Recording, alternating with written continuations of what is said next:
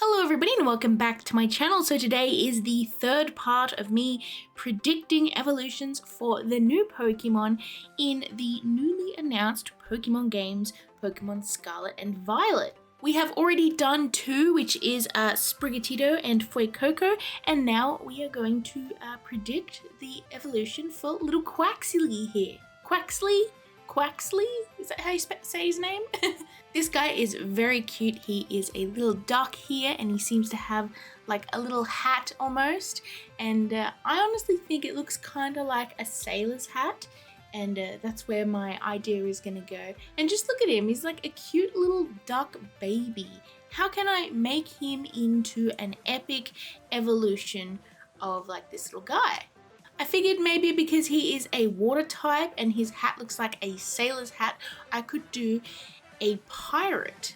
That could be cool. I think that has potential, and that might be the way that Game Freak goes in that sort of direction. Because pirates are obviously equipped at fighting as well as sailing along the sea. Perhaps he could be a water fighting type. That would actually be very cool and more original than firefighting at least. Now, I have mentioned quite a few times in my last video that I didn't want these Pokemon to be bipedal, but obviously since this one is a duck, of course, he's very likely going to be bipedal, and I think that is okay because he's a little duck, and this one's going to be slightly a little bit more human-like than the others because honestly it's likely that it's going to happen anyways, and if I had to pick one that had more human-like traits or like character, I would probably pick Quaxley because look at him, he's just like a little dude. Now, to make him more pirate-like, I decided on making him a like a pirate duck, which is pretty epic. But since pirates use swords and stuff, I decided to just play around with the idea that maybe he's holding a big feather like a sword because, you know, he's a duck, and since he's a Pokemon, he's not going to have an actual sword like. Then again, Zacian exists, but we're going to ignore that. So here he is, a little pirate dude, and I decided to rotate the canvas because I realized this artwork with the pose that I wanted to do worked better with a landscape orientation. So I changed that, and now we are refining this sketch a little bit. And as you can see, I've decided to give him a pirate hat to match the little sailor hat that little Quaxley has. I also decided to give him a bit more of like a scruffier, worn kind of appearance, because when you look at Quaxley, he looks quite prim and proper, you know, quite proud of himself, and maybe he evolves into a more sort of gruff like pirate type. I think that would work out pretty cool, because maybe like with a pirate they might start out like, you know, on the straight and narrow, but then decide later on that they wanted to quit their life and go across the seas and be a pirate. I don't know, I'm not a pirate. But yeah, I wanted to make it look like he had piratey kind of clothes. However, I didn't want to just give him clothes because I hate when Pokemon have actual clothes.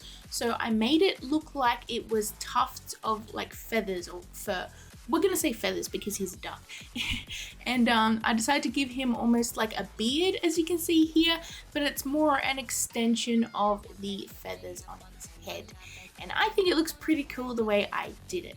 Now for the clothes, I decided to give him like feathers that look like clothes, as I said earlier, but also use the feathers in a way that looks like it has stripes on his top for like navy kind of stripes, because you see that quite often in pictures of pirates.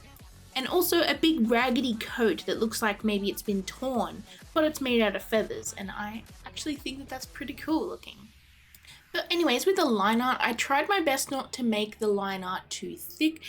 With my own digital illustrations, I honestly like to do like thick, expressive line art and then have like lots of variations in the thicknesses. But I've noticed with a lot of Pokemon art, it's not overly like massive line variations, and I kind of wanted to try and make these look like they could be drawn by the Pokemon company. So I sadly felt like I had to limit my line weight, which you know, it's just another art style. It doesn't mean it's worse, even though at myself I'm like, this could look better with a thicker outline, but I'm like, no, these are Pokemon. These are made to look like they are supposed to be like able to go along with the official art of the little Pokemon. So that felt like an internal struggle, but honestly, I don't think like line art that doesn't have massive variations is worse, of course. It's just a different art style that I am used to. But you know what? I really like sort of pushing myself out of my comfort zone and trying things that I'm not used to. And I feel like that's what we do good on this channel here. But anyways, we are getting into coloring this guy now. And as you can see, I had a few blues, but I decided to change them up a little bit because a lot of the sort of light tealy blue color, which is on Quaxley, does look like it's kind of, I don't know, like youthful. So I decided to change that up and make it more of like a navy kind of blue. And then I added a dark sort of grayish blue color for his quote unquote coat.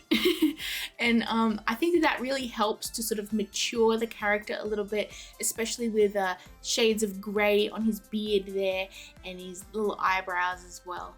He definitely looks more hardened, and he definitely looks you know, like still like a nice character. You know, he could be dependable, but I think he's also a little bit cheeky as well. Now, I tried my best to emulate the same art style of the official art here, as you can see. So I tried my best to do the shading in the same way, but of course I can't help myself but add like bright highlights here and there just to, you know, make things a little bit more crisp looking.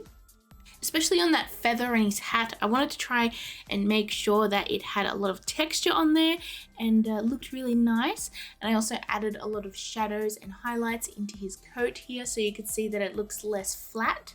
And honestly, I really like this guy, and though he is more human-like than the other two, I still like his design, and I feel like he's not like in that weird area. So anyways, let me know below what you think of this and what direction you think that they're going to take for Quaxley's evolution, and even the other two as well, Sprigatito and Fuecoco. I love to hear your guys' ideas. And also let me know what you guys think of my designs. Obviously, this is like kind of like a mix between what I think they'll do and then also what I want them to do. And those don't always align. But anyways, here is the final results for all three creatures and all three videos. If you haven't seen the other two, definitely check them out. I'll leave a link in the description. Thank you so much for watching. I hope you enjoyed this video.